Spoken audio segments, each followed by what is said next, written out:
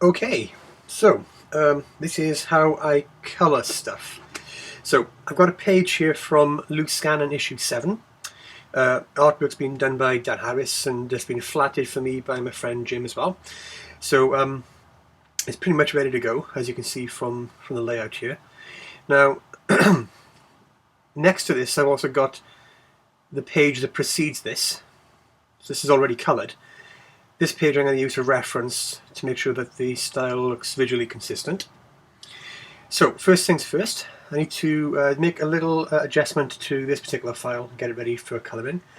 I'm not going to be using clip-in masks for this method, mainly because I'm just going to be going with a method I'm more familiar with. So I'm just going to copy the flat layer and rename that to my shading layer, and I'll be working over the top of these to put the shading in place. I'm going to click this little square icon here. That'll lock all the transparency, so I can only draw on what's there. Same thing then for the backdrops. I'm going to rename that layer background shading, lock that one as well.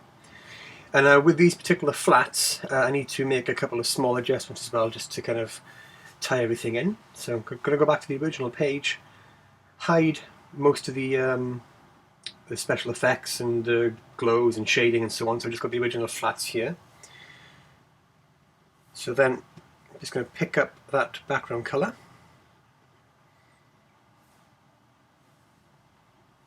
And then I'm going to just change the backdrops here just to kind of line everything up a little better. And I've also changed the colour of the flashlight there. So same thing, I'm going to pick that colour, go to my shading layer, change the flashlights, that's fine. So the next thing I'm going to do is do a little bit of colour work on the actual flashlight itself. So we've got a slightly darker yellow. I'm going to zoom in now. And I'm going to use my pen tool. Make sure it's set to pencil. I'm going to use a normal brush mode, opacity at 100%, no pressure sensitive tools at all. And all I'm going to do here is colour the line art. So doing this way just means that when I put the glow effect onto the flashlight, it'll help kind of mask it in a little better, and it'll work a little more effectively with whatever glow effects I decide to put on there. So just going to run through this here, so that's okay. I'm never super exact with this kind of stuff, mainly because I know there's going to be a lot of glows put over the top of it, and that glow effect will actually mask off and hide a lot of my sort of colouring outside the lines kind of stuff. So this bit's not too bad to do. It all kind of depends how exact you want to be. But again, as I say, I'm not going to be over the top crazy with it. There we go. Now at this particular point of the story that this is part of, these two characters are trapped inside the bowels of their spacecraft, and all the power's been shut off, and they're trying to get to the inner core of the engine to fix it all. So there's only minimal lighting on board the ship. It's all kind of not so much a red emergency lighting, but just kind of a really kind of dimmed, very kind of dim interior lighting. So that's why they've got the flashlights here. And to really kind of help sell that effect of them being in a subdued light environment, I'll be using some adjustment layers at the end of this to kind of show that, or to try and bring the colouring down a little bit. Right, there we go. So that's all the line work coloured in that needs to be coloured in. So from this point on, it's time to start doing some shading, and this is how I go about doing that. So looking at the original page here, let's see what we've got. Yeah, that's all fine. So for my background colour, which is, well, my base colour I should say, this is going to be the base of the shadows. I've gone for a kind of a very, very, very dark blue colour. And the highlights will be just slightly off-white, but near enough white. That's close enough. So starting panel by panel. Let me zoom in. We go to the top panel first. So to do my shading effects, I've copied my flat layer, and I'm going to be working directly on top of those flats. You don't have to do it this way. You can use clipping masks, and you can use a couple of different methods. I'm using this particular way right now because it's the method that I'm sort of the quickest at and the most familiar with.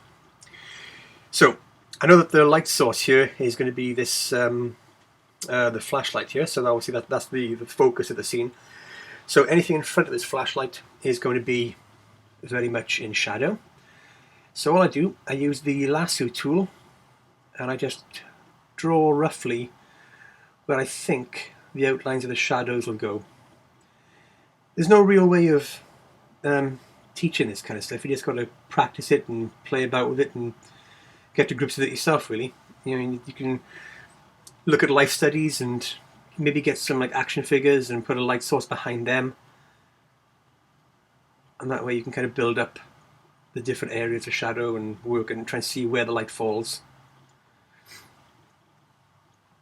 I'm also holding down the shift button to add more selection lines as needed. You can see there's a little tiny plus icon next to my cursor whenever I hold the shift button down.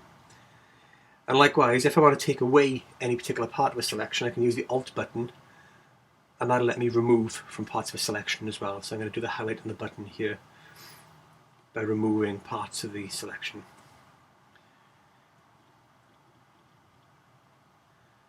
So this bit is a little bit tedious, so I do apologise. But it'll look good in the end. Probably. Right, so that's the first part I'm going to shade in. So I'm going to bring my background colour to the 4, change my paint bucket tool to the gradient tool. I'm using a radial gradient. I'm going to set it to darken, so it darkens everything beneath it. And I'm going to put the opacity at around about 32. No reverse, leave the dither on, leave transparency on. Make sure that the colour is going from colour to transparent. So that's fine. And then all I do is just drag some gradients over the area that I want to darken. And that'll build up that shadow. What you can also do is use the arrow keys, offset the selection, just tap left to right a little bit, or just kind of move the selection slightly, and then go back to your gradient tool, give it another kind of whack, and you can build up some nice little variations in the gradients there. And now I'm going to draw in the areas, again using the lasso tool, just to draw in some areas where I want some highlights to appear. Again, bit of guesswork, bit of experimentation. So I'm just going to start with the head to begin with here. This time around, we're going to bring the foreground colour back, so I've got the highlight colour back up here. Back to my gradient tool, and this time, instead of using a gradient that's darkening it, I'm going to change the blending mode to colour dodge. And then just very gently, because the colour dodge tool can go really extreme if you're not careful with it, just going to very gently build up some gradients for the highlights here. Now the edges will be a bit more glowy because they're right next to the light source. Then I'm pressing the Command button and D to deselect. Pressing L for my lasso tool, and then I'm going back in and just drawing more gradients there and doing a bit more effects work and some highlighting. Got to grab the buttons here and the tunic. There we go. And then just a little bit of general highlighting around here, just to kind of brighten those up a little bit. So that's the main trunk of Earl's body done. And then just drawing over the fingers and hands here. You can see I'm not being super precise with this stuff, just pretty broadly drawn around it. So I'm flipping back between the foreground and background colours using the gradient tool, changing it to darken,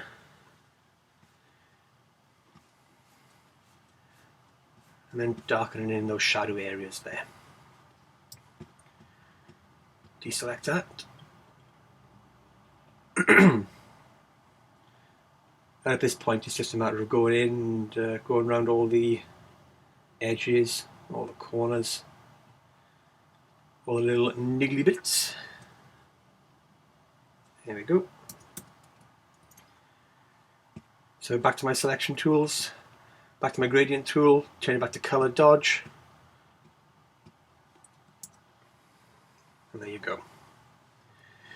So then I've got to do Krista in the background here. So the top of her head will be mostly in shadow because of where the light source is. And slightly down the sides here. Part of her forehead and the side of her face will be in shadow, and also a little bit of shadow where the hair is falling over her face. And also the shoulder pads just underneath the neck here. In fact, just above her nose will be in shadow too, so I'll do that. And again, just kind of tweaking things and putting in the shadow areas there. So I'm going to bring my foreground colour, push that to the back, so I've got my shadow colour again. Back to my gradient tool, back to darken, and then drag that dark colour down over these areas. There we go. Back to my selection tool, back to lasso, then to draw in the areas where I want to have highlights, in this case the bottom part of the face, slight part of the forehead, and the hair for the most part. A little bit of the uniform here as well, we'll also get some light source on it. Back to my gradient tool, change my my blending mode to color dodge, bring my lighter color back to the front, and then we're filling in these areas then. So that's looking not too bad. Another thing you can do, if you use your pencil tool, bring the opacity down to about 60 or 50, something like that. Turn on the pressure sensitivity and bring that down to, let's see, let me try color dodge again. And then using a very small brush, you can then go in and just put in some slightly more extreme highlights, but very just lightly drawing these in, and it'll just help add a little bit of a burnt out area to the edges of things. Then you can also do a little bit of secondary highlighting on the shadow areas, just to kind of offset those as well.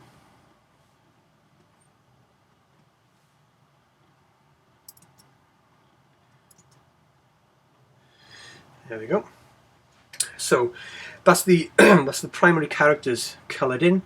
Got the highlights and shadows in there.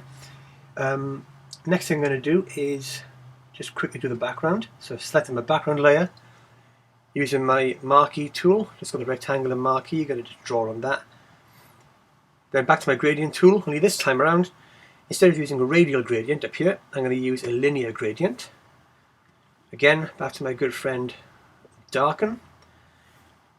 Pick a darker colour, and then just simply drag down a darker area there. There's not much detail in the background here, primarily because a lot of this background will be taken up by speech bubbles, so there's no point going overly over the top with those. And I'm going to flip my colour around to highlight, back to colour dodge, and then slightly swoop up just to put a little bit of lighting from underneath. Almost like the flashlight is bouncing off the floor. You can see by doing this, we've actually exposed some little pixels on the edge of Earl's hair here, which looks a little bit out of place. So I'm just going to get a shot of those. So I'm going to click on the shading layer. I'm going to turn off the transparent pixels. Go to my eraser tool, make sure it's a pencil at 100% opacity with no pressure. And I'm just going to go in and remove those little bits that sticking out and aren't really needed. There we go, that looks fine. So I'm going to turn the transparency back on for the layer. So we've got the background coloured, we've got the characters coloured. Next thing I'm going to do now is just put a little bit of glow onto the torch. So I've got an effects layer just here above the line art, which we have made earlier if you followed the earlier tutorials. We've got the effect layer. We've set it to hard light, so it's got a nice glow to it. I'm going to use my white colour and bring it down slightly into the yellows, something like that. And then back to my gradient tool, back to radial. This time around, I'm just going to put it to a normal layer, and the opacity at about 60 or 50, something like that.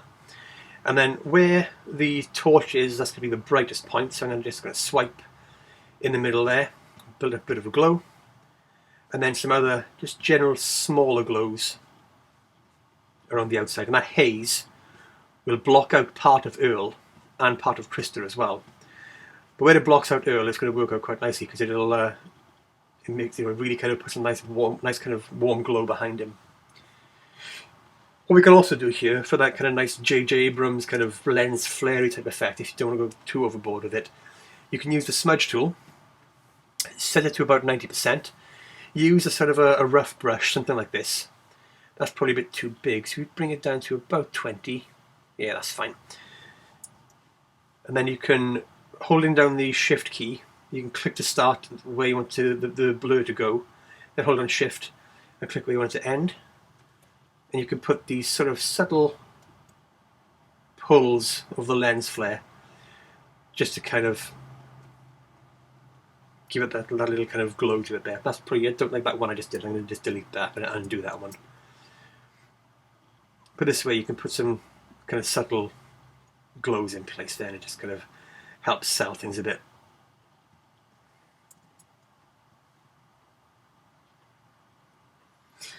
Yeah, that's not too bad. That'll work. So, just going to deselect the selection area. Now, on the previous page, I've got a saturation adjustment layer, which is this here. And this is what's going to darken the page down and make it look like it's in a proper darkened room kind of thing. So, because I want to make sure that these pages are consistent, I could redo a new adjustment layer on that page, but in this case all I'm going to do is drag this existing selection, this existing adjustment layer, and put it on the existing page. So I'm going to use my move tool, make sure that you've got the hue and saturation adjustment layer selected. I'm just going to drag that up to the original file, put it in place and drop it, move it underneath the effects but above the line art. So now that's ready to go. And you notice as well, if I flick between this panel here and the other panels on the first page, it's got a nice, fairly consistent tone there, so the two pages will flow together quite nicely. So, if I just make that as big as the page. So out of the 5 panels on this page, that's one panel done. So I've just got the other 5 to go. So that's taken me about a quarter of an hour or so. So you can say it's going to take another hour or so to kind of get this looking really, really kind of sweet. I'm just going to turn off the adjustment layer to do the rest of it there. I'm not going to bother recording the rest of it because I'm pretty sure you haven't got that much time, neither do I. So yeah, that's how I colour. So I just go panel by panel and build it up like that. And of course each page is different. Some pages will get done in an hour, other pages will take 4 or 5 depending on the detail involved. It's going to be very sort of dependent on the actual artwork itself. So yeah, that's how I go about my colouring, and if you've got any questions or any kind of burning queries you want me to answer, just drop me a line in the comments thread here or drop me an email and I'll be happy to try and help out. Okay, cheers. Bye people.